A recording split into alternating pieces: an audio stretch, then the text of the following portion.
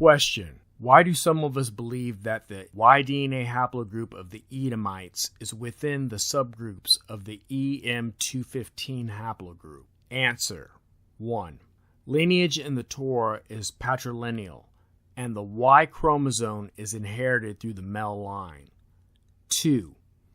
Y-DNA haplogroup EP2 has two basal branches, EM215 E1B1B and EV38 E1B1A. 3. About 65% of African Americans belong to the EV38, which is E1B1A branch. 4. Many African Americans believe that they are bloodline Israelites, Yasharal, the descendants of Yaakov. 5. Since Jacob's twin brother is Esau, we would expect that Esau's descendants would have a closely related haplogroup to our own, E1B1A. 6. We know that Esau's descendants would falsely claim to be Israelites according to Revelation chapter 2 verse 9 and chapter 3 verse 9. 7. Among modern Jews, we see that around 20% of them belong to various subgroups of the EM215 E1B1B Y-DNA haplogroup.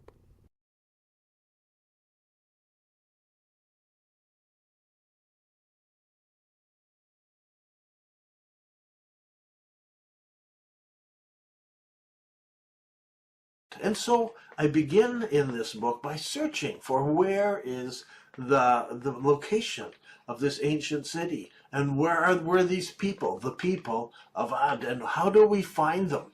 And so one of the things we do is we look linguistically at Ad. Ad in Arabic is Ain Aleph Da'ad, and we look at this and we discover that there is in Hebrew a similar name.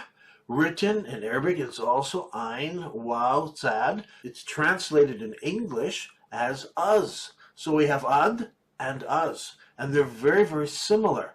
When we look at a list of them, we find out that Ad in the Quran and Uz, which is in the land of Edom, we can compare a list, and it's very favorable.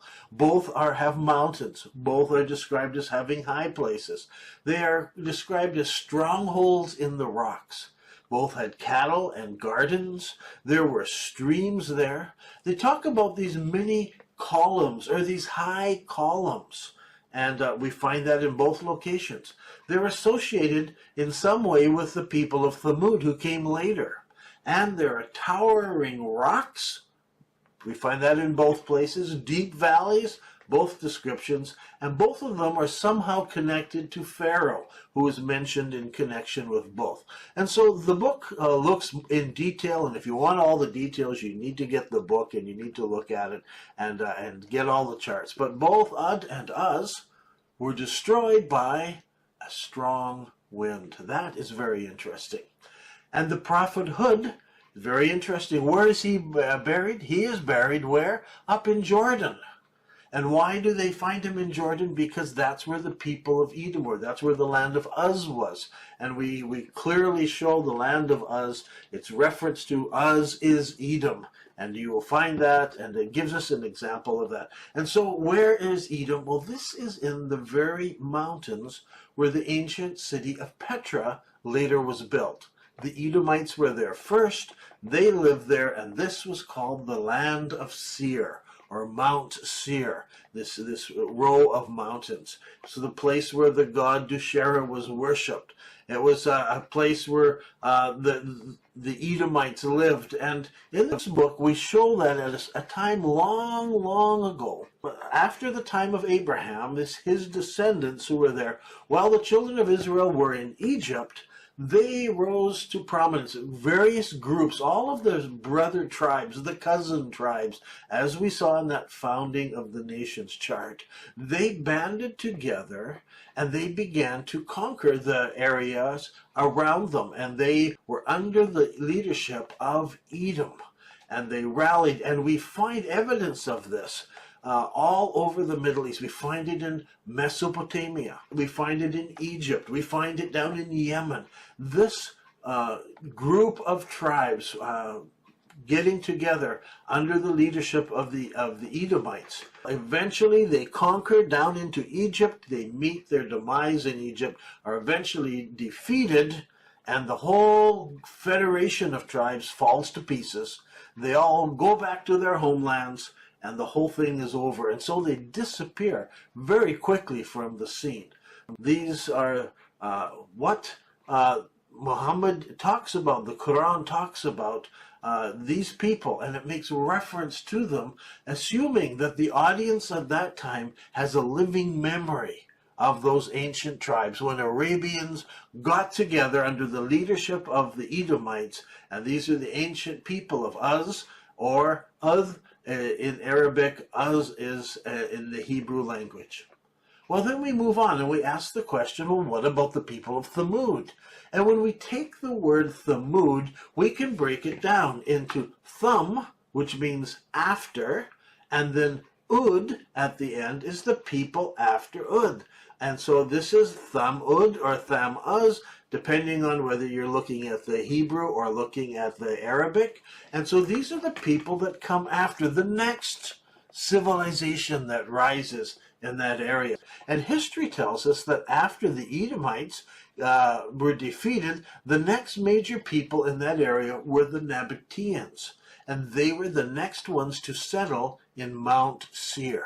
Now the Nabataeans come in because King Nebuchadnezzar, he comes out of Mesopotamia, he marches across the Middle East, he takes the Jewish people, among all the other nations, he's conquering them as well, he takes these people and he moves the very best of them, or those he doesn't kill, because if they resist, he kills them, those who don't resist, he takes the best of them as slaves back to his land to work his kingdom, and very few people are left. The land is lying almost empty. The very poorest people are left.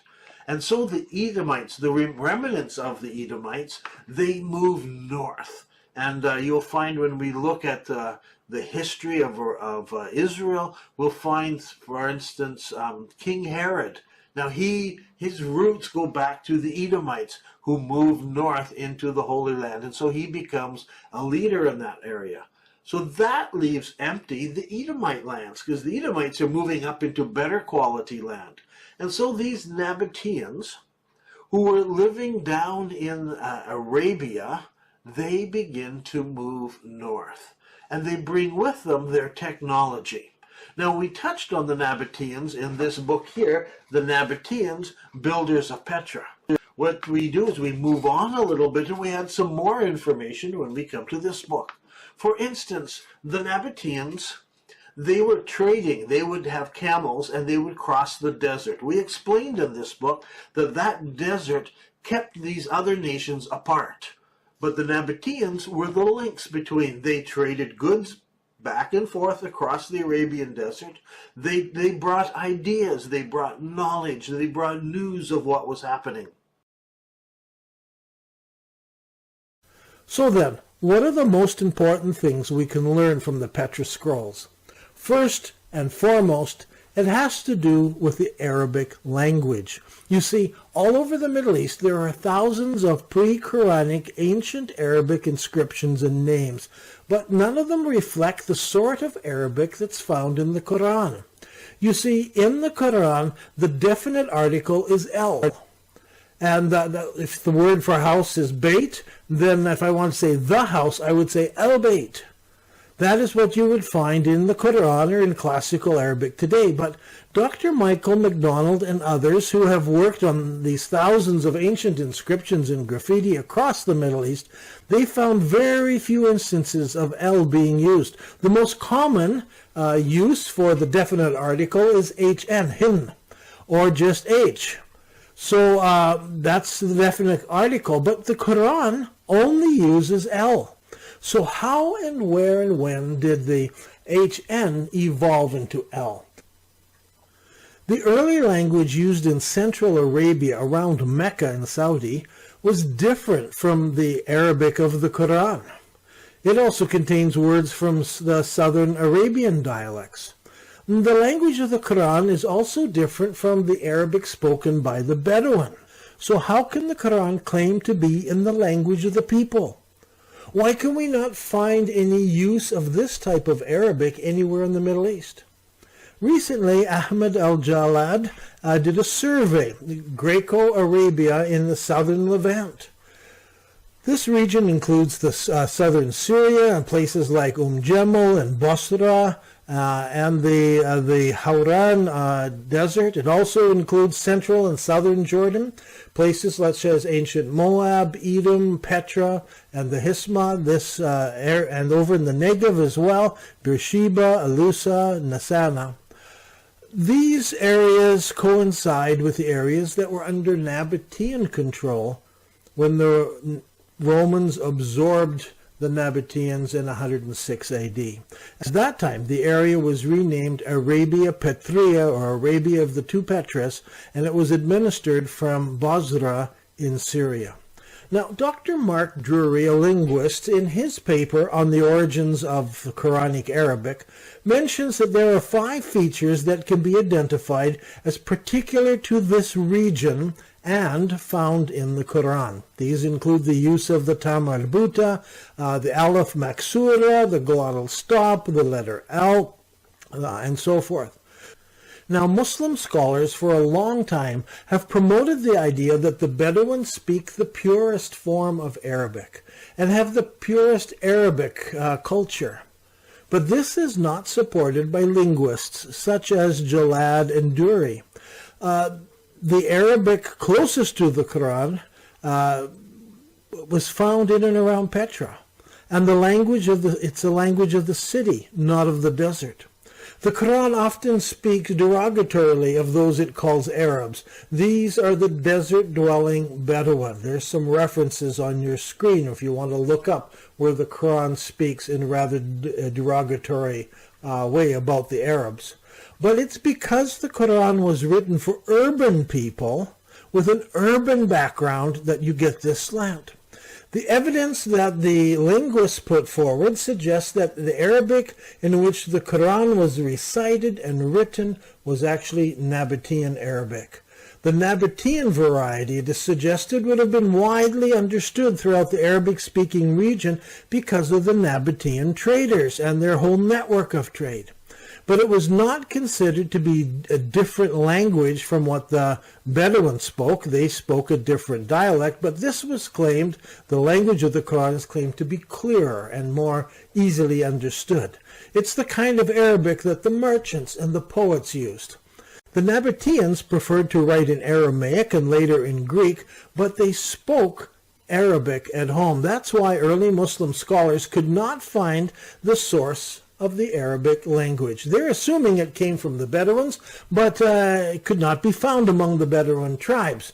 This is because Nabataean Arabic was not a Bedouin variety. You see, once Petra had disappeared and the Nabataean identity had dissipated, Nabataean Arabic was no longer distinctive to the region. Muhammad's family and the Arabs of Petra and of Homeima took this Arabic dialect with them to Damascus as they went as rulers, and later as Abbasid rulers went to Iraq, and it became the common property of Arabs everywhere, this language, this dialect. It was not until the discovery of the Petra scrolls that linguists could start putting the pieces of the puzzle together. It took Greek documents in Petra to reveal the origins of Koranic Arabic. I'm Dan Gibson, and this has been another video in the series Archaeology and Islam. While some people were offering morning prayer at Quba, a man came to them and said, "A Quranic order has been revealed to Allah's apostle tonight, that he should face the Kaaba at Mecca. So you too should turn your faces towards it." At that moment, their faces were towards Syria. And on hearing this, they turned towards the Kaaba at Mecca. I believe that originally Muhammad, while living in Medina, prayed north towards Petra, which was in the Roman province of Syria. By the time Bukhari was collecting his stories, people had forgotten Petra, and everyone remembered that their great-grandparents prayed towards Syria. دان القرآن يقول مسجد الحرام في بكة، فيا ترى بكة وين موقعها الحقيقي؟ Those who bring up the argument about Becca raise an interesting point. I agree that in Islamic literature, the name Becca is synonymous with the first holy city of Islam. When Muhammad was a young man, the people decided to rebuild the Kaaba. In the rubble, they found several building blocks with inscriptions written in Syriac, the language of the Nabataeans. They found a Jew who could translate it for them. I am Allah, the Lord of Becca. I created it on the day that I created heaven and earth, and formed the sun and moon, and I surrounded it with 7 pious angels. It will stand whilst its 2 mountains stand, as a blessing to its people with milk and water. The word Becca is an ancient Semitic word which means to weep or lament. If a location was assigned the title Becca, it would mean the place of weeping. The name Becca has never been used of Jerusalem. It appears only once in the Bible in Psalm 84. Here it is used in reference to a valley of weeping. But the Quran also speaks of a valley of weeping, where Hagar was weeping over Ishmael. The Quran places this story in Becca, which is the early name for the place where the Kaaba was built. Surely this location was not Jerusalem, which is built on top of a mountain and not in a valley. I think the answer is quite simple. There were many major earthquakes in Petra, such as the one in 551 AD, only 19 years before Muhammad was born. We are told that during that earthquake, much of Petra was destroyed. Petra could have been called the Valley of Becca because so many people were killed over so many years from all the earthquakes. If Petra is the holy city of Islam, then there should be evidence of Muhammad's tribe, the Quraysh, around Petra. If Dan Gibson can find Muhammad's tribe, it will greatly support his theory that Muhammad was from the Petra region and not from Mecca.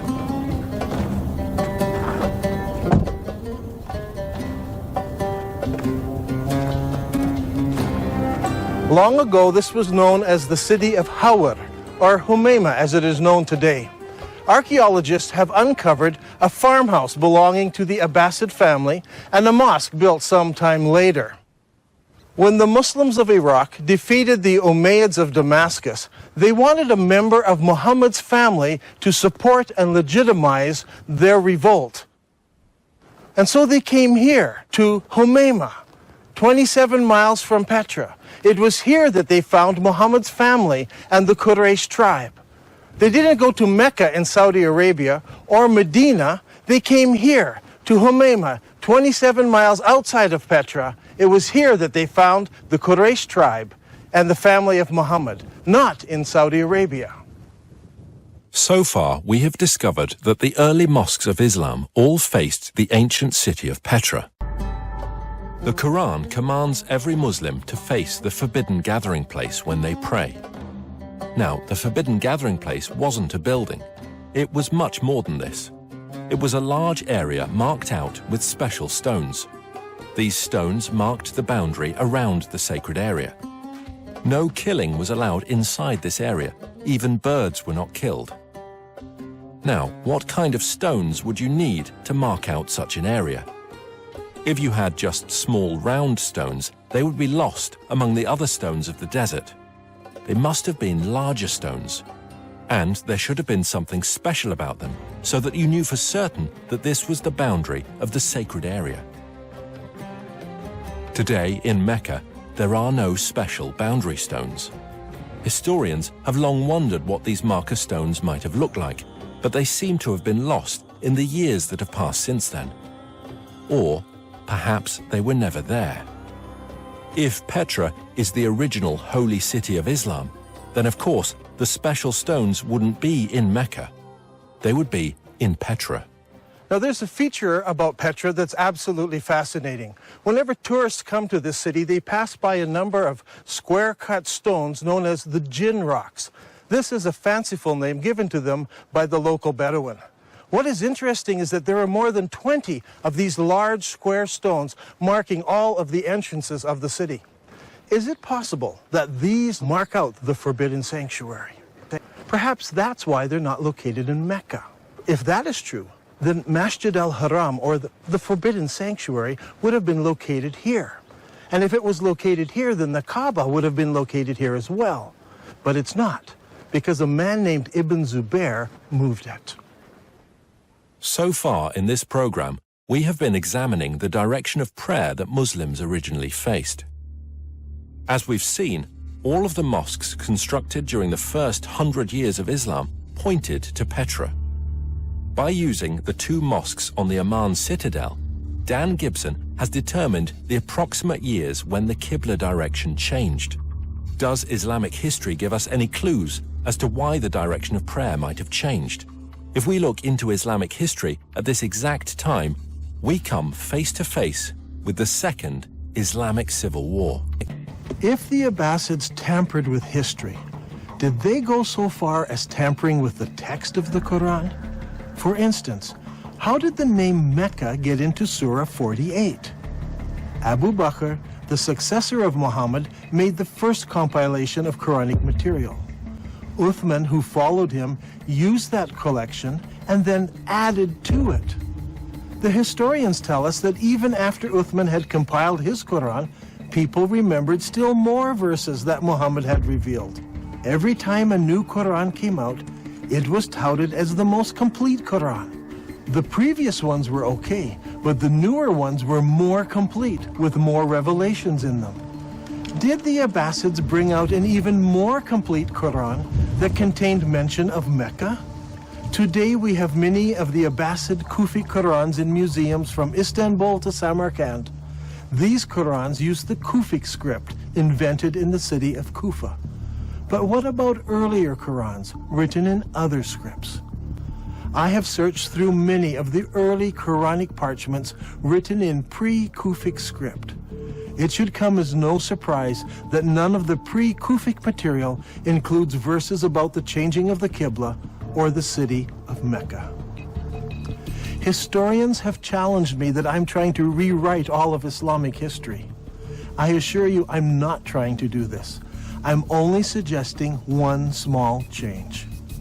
Long ago, the holy city of Islam was referred to as Becca. I believe that name was used for the city of Petra after repeated earthquakes killed many people. After Ibn Zubair moved the black stone to Mecca, scribes had only to make one small change to Islamic writing. In Arabic, Becca is written like this. It's very easy to change the ba to a meme. Watch again. That's all it took. It is virtually undetectable to later readers. Did the Abbasid scribes correct an earlier reference to Becca in the Quran and make it into Mecca?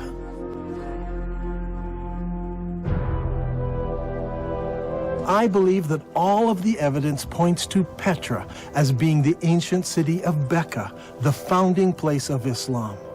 All of the mosques of the first century of Islam point to the forbidden gathering place in Petra, and all of the descriptions fit Petra, not Mecca. Muslims are instructed in the Quran to pray towards the forbidden gathering place. The Quran says nothing about the Black Rock.